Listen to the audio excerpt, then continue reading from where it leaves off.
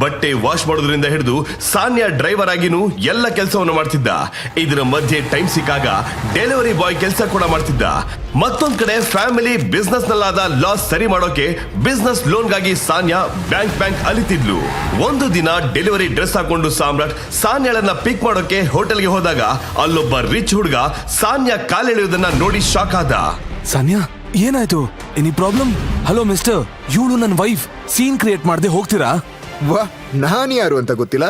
Minister ಮಗ, ನೀನ್ ಬಾಡಿಯರ್, ಹೋಗೋಣ. ಅವನಿಲ್ಲ ಇರ್ಲಿ ಡೆಲಿವರಿ ಬಾಯ್. ಹೇ, ಕೈ ಬಿಡೋ ರಾಸ್ಕಲ್, ಬಿಡೋ.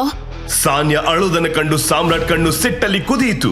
ಸಾಮ್ರಾಟ್ ತಕ್ಷಣ ಮಿನಿಸ್ಟರ್ ಮಗನ ಕೈಯನ್ನ ಗಟ್ಟಿಯಾಗಿ ಹಿಡ್ಕೊಂಡಾಗ ಅವನು ನೋವಲ್ಲಿ ಕಿರ್ಚಾಡೋದನ್ನ ಕೇಳಿ ಮಿನಿಸ್ಟರ್ನ ಬಾಡಿಗಾರ್ಡ್ಸ್ ಸಾಮ್ರಾಟ್ಗೆ ಹೊಡೆಯೋಕೆ ಶುರು ಮಾಡಿದ್ರು.